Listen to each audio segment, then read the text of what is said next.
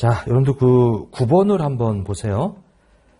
자, 비용을 기능별로 분류하는 것이 성격별 분리보다 더욱 목적 적합한 정보를 제공하므로 비용은 기능별로 분류한다. 이렇게 돼 있는데, 자, 우리 기능별, 자, 하고 성격별하고 둘 중에 선택이라고 그랬어요. 비용 표시 방법이 비용 표시 방법 이렇게 돼 있다. 비용을 표시하는 방법은 둘 중에 선택. 자, 그런데 만약에 기능별을 선택하게 되면 단 주석에 무슨 정보? 주석에 성격 정보를 추가해라. 성격 정보 추가해라. 이거죠. 단 주석에 성격 정보를 추가해라. 그리고 기능별은 목적 적합해요. 장점이. 근데 성격별은 미래 캐시플로우를 예측하는데 유용해요. 이렇게. 미래 캐시플로우 예측에 유용하다. 이렇게. 자, 그래서 이런 장점을 보고 선택해라. 비용 표시 방법을. 여기 기능별의 단점은 자의적인 배분이 일어나요. 주관적이지. 이렇게. 자, 하지만 자, 성격별은 자의적인 배분을 하지 않아. 그래서 어찌 보면은 성격별이 더 유용한 표시 방법이에요. 에? 그래서 기능별로 작성하게 되면 주석에다가 성격 정보를 추가하라는 얘기야. 이게 더 우수하다 보니까 이게 미래를 예측하는 데 유용하다. 자, 그래서 거기 이 9번에 더욱 목적 적합한 정보를 제공하므로 비용은 기능별로 분류할 수 있다지.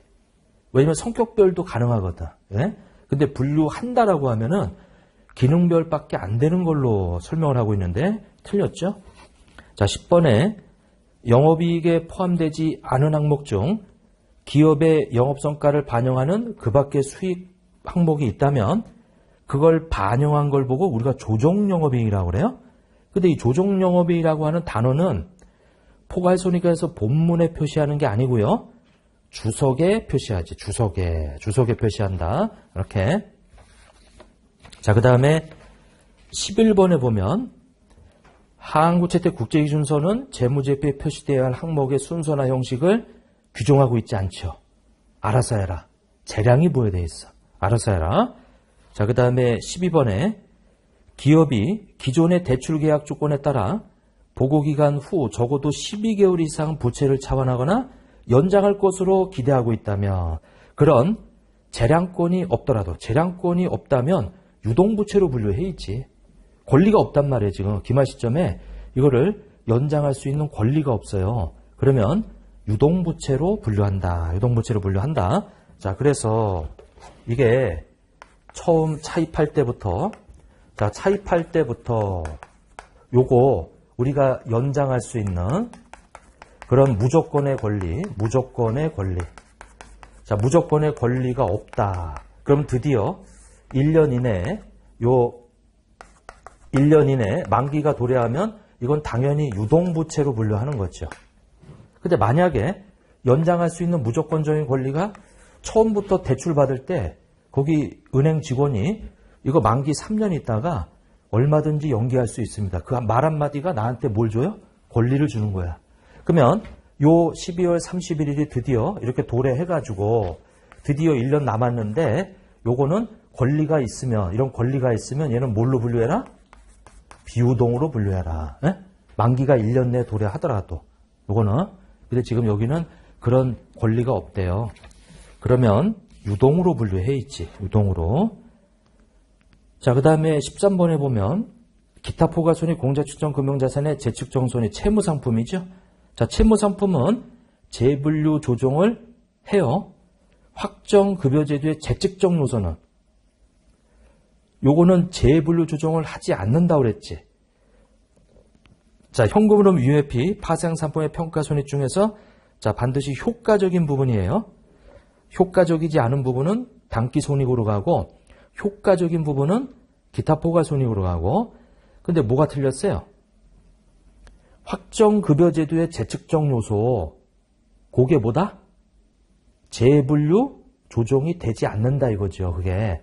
그러니까 제가 재분류 조정이 되지 않는 거 세 가지 외우라고 그랬는데 이거. 자, 우리 재분류 조정이라고 하는 것을 하지 않는 거. 자, 첫 번째가 재평가 뭐가 있어요? 재평가 잉여금이 있지. 그 다음에 확정급여제도에 재측정 요소가 있죠. 재측정 요소. 그 다음에 FV, OCI. 자, 평가손익인데 무슨 상품? 지분상품. 지분상품. 그래서 이 세 가지는 재분류 조정을 하지 않는다. 근데 거기에 지금 얘가 들어있잖아요. 지금 DB의 뭐? 재측정 요소. 이 재측정 요소는 재분류 조정하지 않아요. 근데 거기 재분류 조정을 한다라고 되어 있으니까 그게 틀렸지. 이게. 자, 그 다음에 그러니까 거기 확정급여제 재측정 요소를 지워버려야 돼. 이게. 자, 14번에 상법 등 관련 법규에서 이익영업 처분계산 작성을 요구하는 경우에는 별도의 재무제표인 이익영업 처분계산서를 작성해야 한다. 자, 이익영업 처분계산서는 별도의 재무제표가 아니고요. 주석사항이야. 우리 별도의 재무제표로 이익영업 처분계산서 없어요. 재무제표 종류에 이익영업 처분계산서는 주석사항이다. 자, 그 다음에 15번 포괄손익계산서에서 중단 영업손익은 세전으로 구분되어 표시한다. 그게 아니고요. 중단 세후 영업손익이에요. 그러니까 포괄손익계산서에서 중단 영업손익을 표시하는데 세후죠. 아니 중단 영업손익은 별로 중요치 않아. 앞으로는 발생하지 않아요. 이제 이 회사가 접은 거야. 접은 거는 최종 세금 다 떼고 최종 세후로 표시하는 거지. 자, 그 다음에 16번에 당기순손익의 구성요소는 단일 포괄손익계산서의 일부로만 표시되어야 한다. 자, 당기순손익의 구성요소는 우리 단일 포괄손익계산서의 일부로만 표시되는 게 아니고요. 별개의 손익계산서의 일부로만 표시되어야 된다. 별개의 손익계산서. 별개의 손익계산서.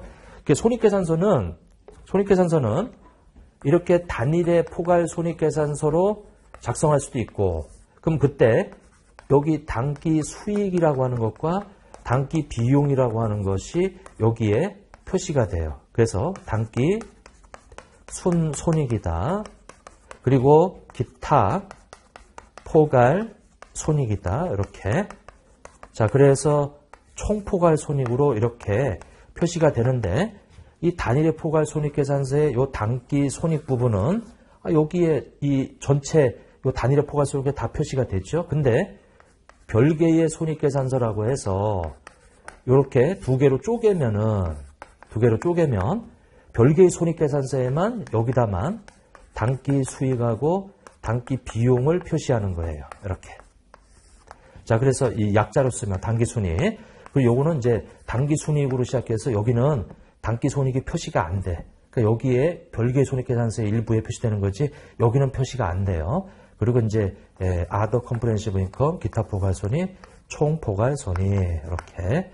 그래서 거기 단기 순손익의 구성 요소가 바로 요거거든요. 요 두 가지. 단기 수익과 단기 비용이 표시되는 손익계산서는 단일 포괄 손익계산서 일부로만 표시되어야 되는 게 아니고요. 바로 이 별개의 손익계산서에도 표시될 수 있어. 이렇게. 그래서 이제 거기 일부로만 돼 있는데 별개의 손익계산서에도 표시가 된다. 자, 그 다음에 17번. 외환 손익 또는 단기매 금융사무. 이거 아까 했던 건데. 자, 여기서 발생하는 손익은 뭐 할 수 있다? 차익과 차손을 상계하여 순액으로 표시, 제가 이거 허용되는 거라고 그랬죠. 그러면 표시하여야 한다가 아니고 뭐예요? 표시할 수 있다. 네? 표시할 수 있다. 자, 그 다음에 18번에 재평가 잉여금의 변동은 기타 포괄 손익으로 인식하죠. 그러고 나서 나중에 사용되는 후속 기간에 단기 손익으로 재분류하는 거예요? 아니면 이익영으로 대체할 수 있는 거예요? 얘는 재분류 조정 안 한다고 그랬잖아요, 이게. 그러니까 단기 손익으로 재분류하는 게 아니고 뭐다? 이익이용으로 대체할 수 있다. 이용으로 대체할 수 있다. 자, 그 다음에 19번에 기타 포괄손익의 구성 요소는 법인세 효과를 차감한 순액으로 표시 뭐예요? 할 수 있다. 그래서 우리 기타 포괄손익의 자, 아까 말한 비용의 표시 방법은 기능별하고 성격별하고 선택이죠. 이렇게. 그 다음에 손익계산서 작성은 하나의 단일의 포괄손익계산서로 작성해도 되고요. 아니면 두 개의 보고서로 두 개로 쪼개도 되지. 두 개의 보고서 여기 좀 해드렸죠, 이게. 그래서 별개의 손익계산서와 아니면 포괄손익계산서 이렇게 선택이잖아요, 이게. 선택. 자, 지금 나온 기타 포괄손익의 법인세 효과는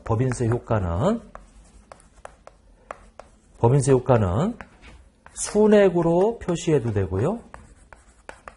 아니면 어떻게?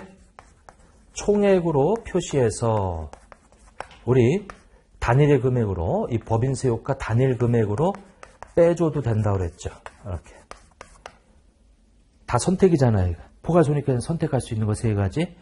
비용 표시 방법, 포괄손익의 작성 방법, OCI 법인세 효과 표시 방법 둘 중에 선택이다. 근데 거기 19번에 기타 포괄손익의 구성 요소는 법인세 효과를 차감한 순액으로 표시하여야 한다. 순액으로 표시할 수도 있고 총액으로 표시해서 법인세 효과를 단일 금액으로 뺄 수도 있고 두 가지 중에 선택이에요. 두 가지 선택이다. 자, 그 다음에 20번에 보면 수익에서 매출원가나 판관비를 차감한 영업이익은 포괄손익계산서 본문에 표시하도록 되어 있지. 주석에 표시하는 거 아니죠. 영업이익은 본문에 표시해라. 본문에 표시해라. 이렇게. 자, 본문에 표시해라. 자, 지금까지 했던 내용들을 좀 정리해보면, 주석과 본문 정리해보면, 자, 일단은 첫 번째가 앞에 특별손익이 나왔어요. 자, 우리 재무제표 본문하고 이거 주석이 있어, 이렇게. 자, 근데 특별주석은 어디에도 표시하지 말라고 그랬죠. 자, 그 다음에 이 영업손익은 본문에 반드시 표시해라. 이렇게. 본문에 반드시 표시하라고 그랬죠. 그죠? 그 다음에 영업손익을 구성하고 있는 우리 구성하고 있는 주요 항목은 요것은 본문이나 또는 주석에다가 표시할 수 있어요. 이렇게. 영업손익을 구성하고 있는 주요 항목은. 자, 그 다음에 조정영업이익이라고 하는 단어가 있었어요. 조정영업이익은 주석에만 표시하는 거예요. 이렇게. 조정영업이익은 주석에만 이렇게 표시하더라라고 하는 거. 자, 그 다음에 이 재분류 조정에 대한 내역은 본문 또는 주석에 표시할 수 있어요. 이렇게. 자, 그 다음에 기타 포괄손익에 대한 법인세 효과는 본문 또는 주석에 이렇게 표시할 수 있다. 이렇게 표시할 수 있다. 그래서 지금까지 주석이란 말 나오고 또 본문이란 말 나오는데 헷갈리지 말자. 요거 그 정리를 좀 하세요. 그래서 특별손익은 어디에도 표시하지 마라. 영업손익은 본문에만 표시해라. 조정영업이익은 주석에만 표시해라. 재분류 조정과 OCI 법인세 효과는 본문 주석 다 가능하다. 구성 항목하고 이렇게.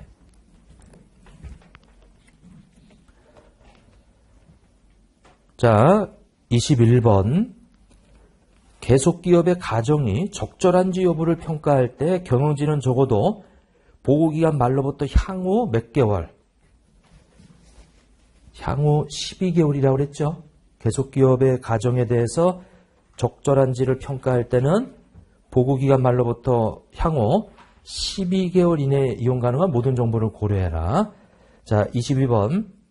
매출 채권에 대한 대손 충당금을 차감해서 순액으로 표시하는 것은 상계 표시에 해당이 된다, 안 된다?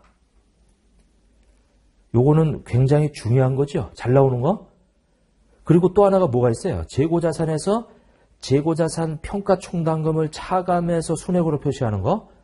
그래서 이 두 가지는 상계 표시에 해당하지 않는다. 상계 표시에 해당하지 않는다 그랬어요.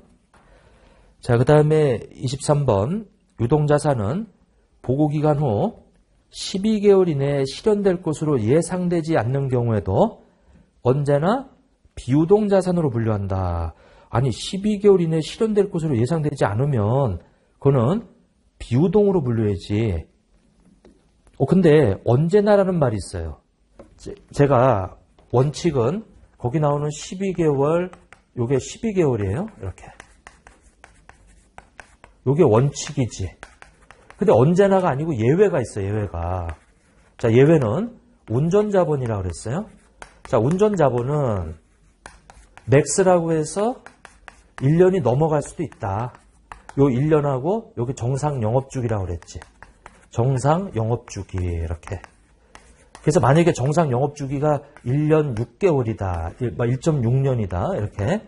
그러면 둘 중에 큰 것인 1.6년 안에 회수가 되면 그거는 1년이 넘어가더라도 유동으로 분류한다 이거죠. 그래서 거기 유동자산은 보고기간 후 12개월 이내 실현될 것으로 예상되지 않고 12개월 초과한다는 얘기죠. 근데 초과하더라도 비유동자산이 아닌 유동자산으로 분류되는 예가 있다 이거예요. 그게 무슨 자산? 운전자본. 네?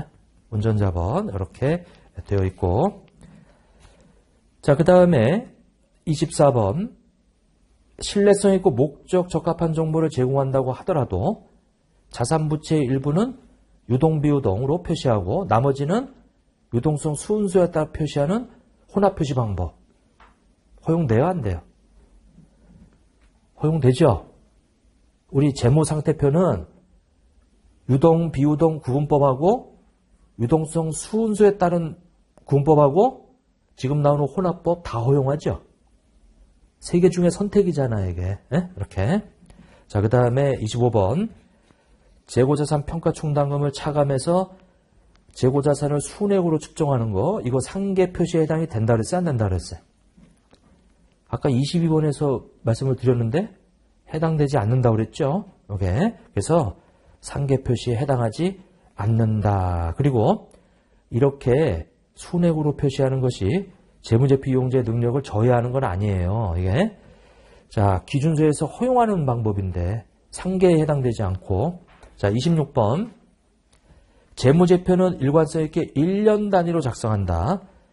따라서 실무적인 이유로 기업이 52주의 보고기간을 선호하더라도 자, 52주 기준서에서 이런 보고 관행을 금지하고 있지 않아요. 52주 금지한다라는 말이 틀렸죠. 자, 그 다음에 27번. 기준서를 준수하여 작성된 재무제표는 국제의 기준을 준수하여 작성된 재무제표임을 주석으로 공시할 수 있죠. 기준서를 준수했는데. 그래서 27번. 기준서에 준수하면은, 이 재무제표 주석에다가, 준수했다는 사실을 공시한다. 자, 그 다음에 28번. 재분류 조정이 뭐예요? 재분류 조정이? 기타 포괄 손익에 있던 것을 어디로 올려보내는 거예요? PL로 대체하는 것을 재분류 조정이라고 하지.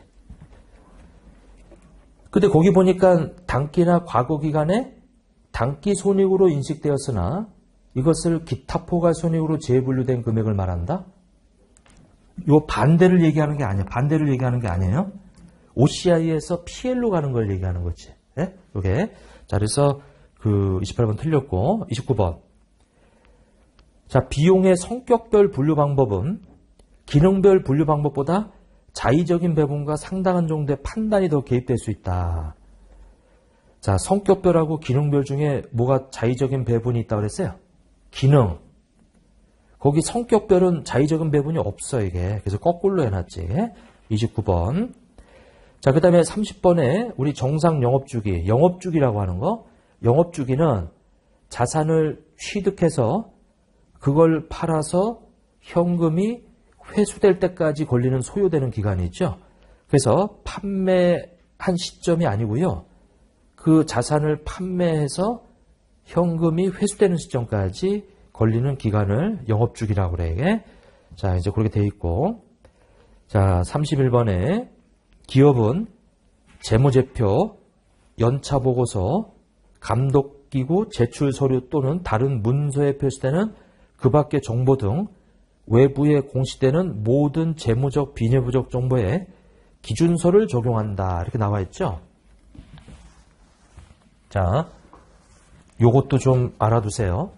우리 개념체계에서 봤던 질적 특성이 있어요. 이렇게. 질적 특성. 자, 이거는 이 재무제표 정보가 갖춰야 될 내용이고요. 그 다음에 그 밖에 재무정보도 갖춰야 될 재무정보도. 그러니까 재무제표가 제공하는 정보뿐만 아니라 그 밖의 재무정보에도 질적 특성을 갖추래요. 그러니까 얘가 여기도 다 적용이 돼. 근데 K, IFRS는 얘는 오직 어디에만 적용하는 거예요?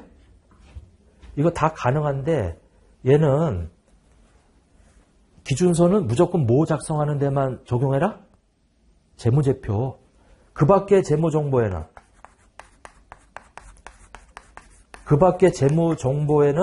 이 기준서 적용하면 안 되지. 기준서는 오직 재무제표 작성에만 적용하는 거지. 이게. 자, 그래서 기업은 재무제표, 연차보고서, 감독기구, 제출서류 등 다른 문서에 표시되는 그 밖의 정보 등의 요 기준서를 적용해서는 안 돼요. 기준서는 오직 어디에만 적용하는 거예요? 재무제표에만 적용하는 거야, 이게.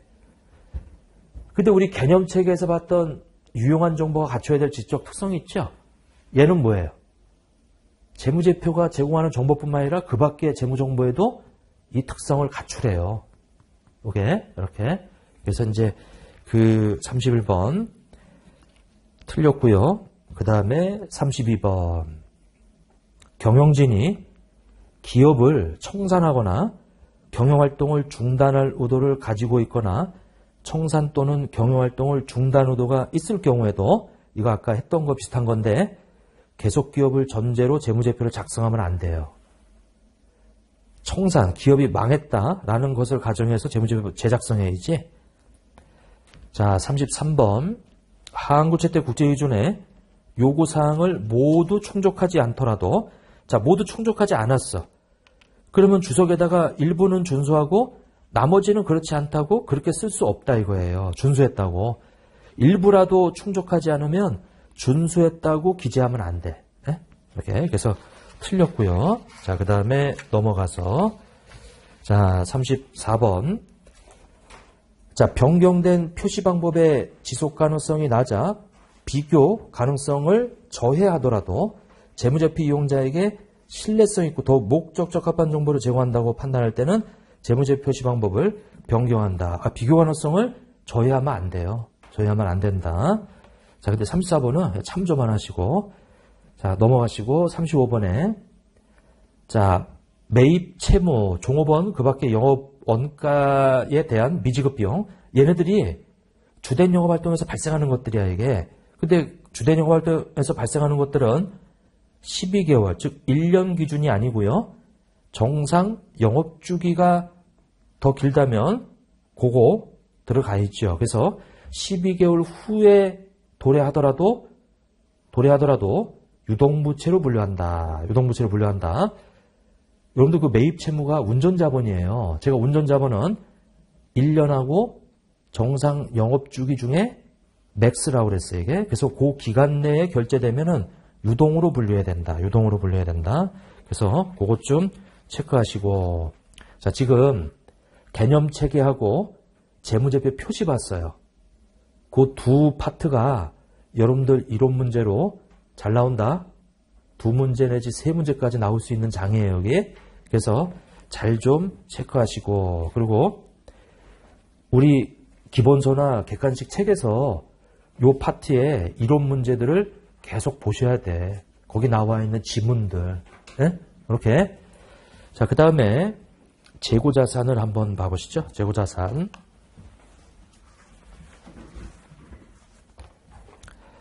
자, 거기 재고자산을 보면 1번에 재고자산은 기말에 가서 저가법을 적용하죠. 저가법이 뭐죠? 저가가 취득원가하고 뭘 비교하는 거예요?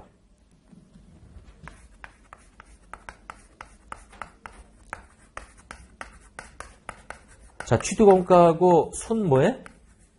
순실현, 가능가치. 둘 중에 어떤 거? 작은 걸로 측정하죠. 근데 거기 봤더니 재고자산은 취득원가와 순실현 가능가치 중에서 어떤 금액? 거기 높은 금액이라고 돼 있잖아. 높은 금액이 아니고 뭐다? 낮은 거, 낮은 거. 자, 이것이 저가법이란 말이에요, 지금. 근데 여러분들 그 손상차손에서 회수가능액은 어떻게 돼요? 회수가능액은 어떻게 되죠?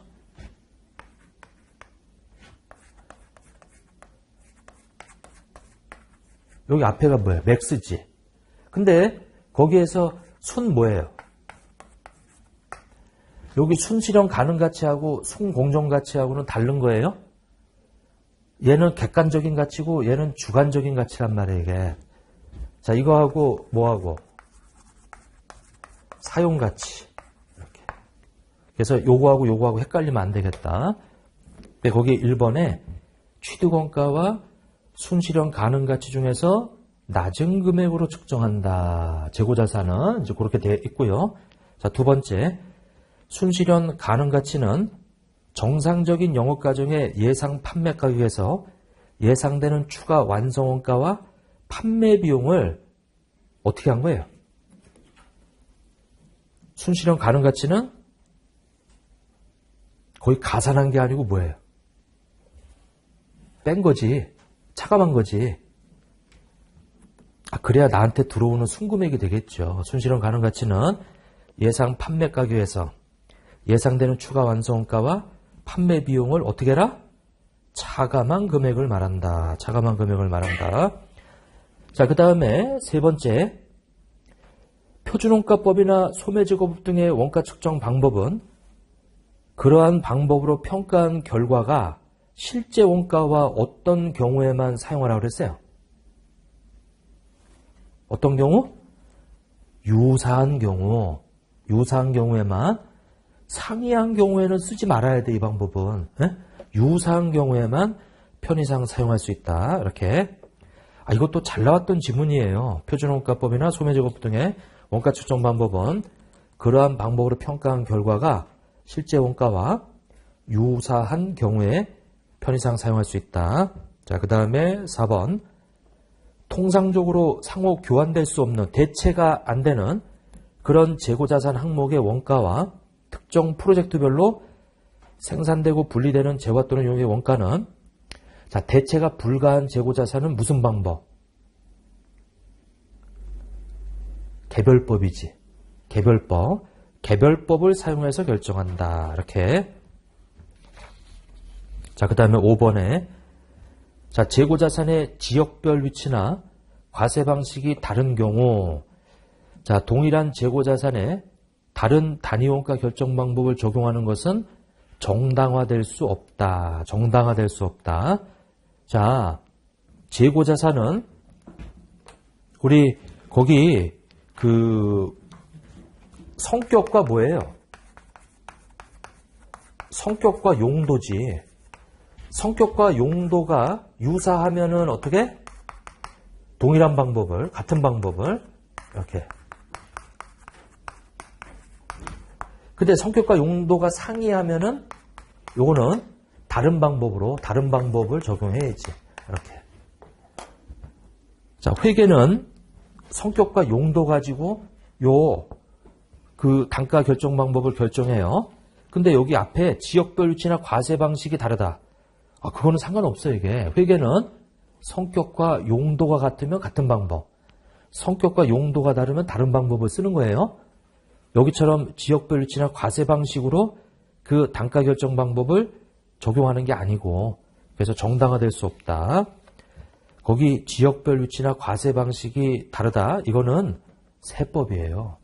세법. 우리 법인세법이나 이런 데서 요 사업장마다 다 다른 방법을 쓸 수 있거든. 이게. 자, 그 다음에 6번. 저가법은 항목별, 조별, 총액 기준을 모두 허용한다. 틀렸죠. 저가법은 원칙이 뭐죠? 항목별, 예외가 뭐예요? 조별, 거기 총액 기준은 불가. 자, 그 다음에 7번에 확정 판매 계약 또는 용역 계약을 이행하기 위하여 보유하는 재고자산의 순실현 가능 가치는 일반 판매 가격에 기초한다. 거기 일반 판매 가격이 틀렸죠. 오케이. 그래서 자, 창고에 내가 만약에 1000개를 가지고 있는데 이 중에 400개가 일단은 갑이라는 사람한테 1월 5일 날 팔기로 했어요. 팔기로. 그러면 이때 갑한테 얼마에 팔기로 한 계약 가격이 있단 말이에요. 그러면 지금 내가 보유하고 있는 요 400개에 대한 저가법 적용은 그때 순실현 가치 구할 때 이 계약 가격이 기초가 돼서 순실현 가치 구한다. 왜? 400개는 무조건 얼마에 팔기로 묶여 있어. 요걸로. 근데 그걸 초과하는 600개는 이거는 누구한테 팔기로 돼 있지 않잖아, 이게. 그럼 이거는 일반 판매 가격 가지고 순실현 가치 구해라 이거죠. 네? 얘는 이미 가격이 결정돼 있잖아, 이게. 그러니까 요거 가지고 순실현 가치 구하고 이 400개에 대한 시장은 이거란 말이에요. 600개는 요거 지금 그냥 보관하고 있는 거야, 이거. 그럼 얘는 일반적인 판매 가격 가지고 순실현 가치 구해라. 이렇게. 자, 그래서 거기 일반 판매 가격은 그 확정 판매 계약되어 있는 이 재고자산 수량을 초과하는 수량은 일반 판매 가격 가지고 요거 초과하는 거. 그리고 요 확정 판매 계약되어 있는 얘는 계약 가격 가지고 이렇게. 자, 그 다음에 8번. 완성될 제품이 원가 이하로 판매될 것으로 예상하는 경우에는 그 생산에 투입하기 위해 보유하는 원재료 및 기타 소모품을 감액하지 아니한다. 자, 원재료 투입해서 완성될 제품이 원가 이하로 판매될 것으로 예상이 된대요. 그러면 제품은 저가법을 적용해요, 안 해요? 거기 제품이 원가 이하로 판매된다니까 저가법을 적용하잖아, 이게. 그러면 그걸 구성하고 있는 원재료도 뭐 해라? 원재료도 감액을 해라. 저가법을 적용해라. 그러면 이거 이렇게 바꿔볼게요. 완성될 제품이 원가를 초과해서 판매될 것으로 예상하는 경우에는 그럼 어떻게 돼요?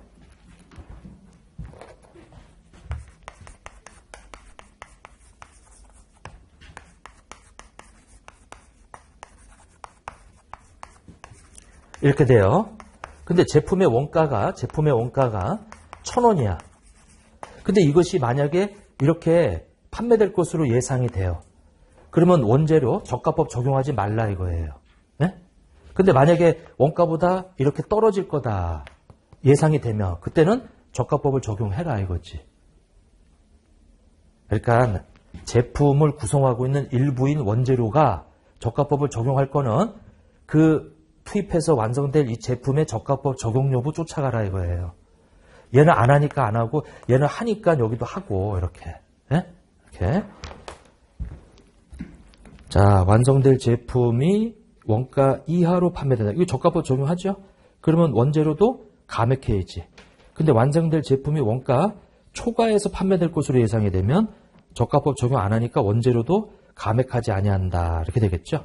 자, 9번에 자, 재고자산을 순실현 가능 가치로 감액한 평가 손실과 비정상적인 감모 손실. 자, 정상적인 감모 손실은 제외하고요.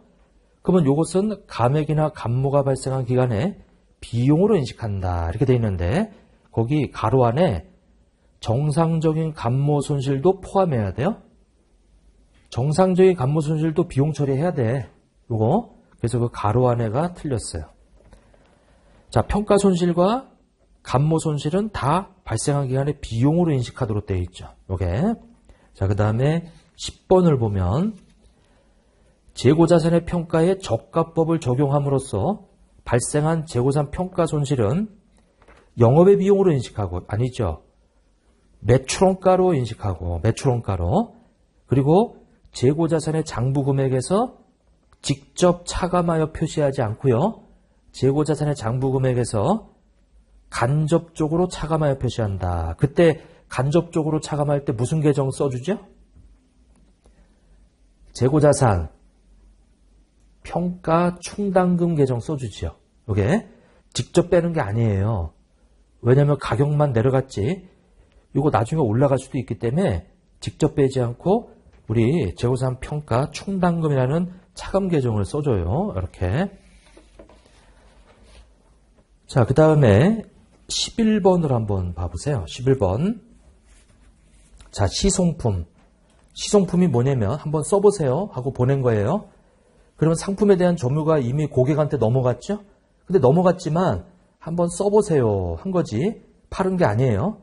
그래서 매입자가 매입의사 표시 여부에 따라서 거기 여부와 상관없이라고 되어 있는데 여부에 따라 판매된 것으로 봐야 되기 때문에 우리 판매자의 재고자산에 포함시킬지 따져봐야 돼요. 그럼 만약에 매입의사 표시가 있으면 어떻게 되고요? 그럼 파는 거니까 제외시켜야 되고 만약에 매입의사 표시가 없으면 그럼 파는 게 아니에요. 그래서 판매자의 재고자산에 포함시켜야 돼. 맞아요? 고객의 매입의사 표시가 있으면 파는 거니까 빼줘야 되고 그리고 매입의사 표시가 없으면 파는 게 아니니까 재고자산에 포함시켜야 되고요. 그렇게 따져봐야 돼. 거기 상관없이란 말이 틀렸어요. 자, 12번. 선적지 인도 조건으로 물건을 샀죠. 그럼 매입자 입장에서는 선적할 때부터 내 거고 거기 부담하는 운송비라든지 보험료는 부대비용이죠. 그럼 부대비용은 어떻게 해야 돼요? 그 자산의 원가로 들어가야지. 근데 거기 손익계산서에 판관비로 보고한다고 되어 있어. 틀렸죠? 판관비가 아니고 뭐예요? 자산의 원가로 들어가야지. 자산의 원가로. 자, 13번. 도착지 인도 조건인 경우에는 상품이 선적된 시점에 소유권이 매입자에게 이전되기 때문에 틀렸죠? 상품이 선적된 시점이 아니고 언제예요? 도착된 시점이지. 도착이 돼야 소유권이 넘어가는 거예요, 이게. 그래서 미착 상품은 매입자의 재고자산에 포함시킨다, 포함시키지 않는다. 아직 도착 안 했잖아, 이거. 그러니까 포함시키지 않는다라고 하는 거죠. 이게. 자, 그 다음에 생물자산은 최초 인식 시점과 매 보고기간 말에 뭘로 측정한다 그랬어요? 순공정가치로 측정한다 그랬지. 거기 공정가치로 측정해야 한다가 틀렸어요. 순공정가치로 이렇게. 자, 그 다음에 15번에 생물자산에서 수확된 수확물은 수확 시점에 이것도 뭘로 측정한다 그랬죠? 아, 이것도 순공정가치로 측정한다 그랬잖아요, 이거. 에? 포도나무에 포도가 열렸다. 그 포도를 똑 떼어내면 그게 수확물이라고 그랬죠? 그리고 또 떼어낸 그 시점에 순공정가치로 측정하는 거예요. 순공정가치로. 자, 그 다음에 16번. 생물자산을 최초 인식 시점에 순공정가치로 인식하고, 맞죠? 발생하는 평가손익도 생물자산의 순공정가치 변동으로 발생하는 평가손익 다 뭘로? 단기손익이다. 여러분들 생물자산하고 수확물에서 기타 포괄손이 안 나와. 그러니까 무조건 뭐가 나와요? 단기손익이 나와. 그 기타 포괄손이라고 하면 틀려요. 자, 그 다음에 17번. 재고자산의 단위원가는 개별법이 적용되지 않는 경우에는 손해조주법이나 후이선주법 또는 가중평균법을 사용하여 결정한다. 뭐가 틀렸어요? 우리 IFRS는 후입선주법을 인정하지 않는다. 네? 후이선주법이 틀렸지. 자, 그 다음에 18번에 순실현 가능가치의 상승으로 인한 재고자산의 평가손실의 환입은 환입이 발생한 기간에 수익으로 인식한다. 이렇게 돼 있는데 우리 재고자산의 평가손실의 환입은 환입이 발생한 기간에 매출원가에서 차감한다. 이거죠? 자, 처음에 평가 손실은 매출원가에 가산했잖아. 그러면 환입을 잡게 되면 매출원가에서 어떻게 해야 돼요? 차감해 줘야지. 요거는. 그래서 순실현 가능가치의 상승으로 인한 재고산 평가 손실의 환입은 환입이 발생한 기간에 매출원가에서 차감한다. 이게 자 이제 그렇게 좀 봐주시면 되겠어. 자, 그까지 하고 그 뒤에 거 조금 쉬었다가 또 정리를 좀 해보죠. 이렇게 자 조금 쉬었다 하시죠.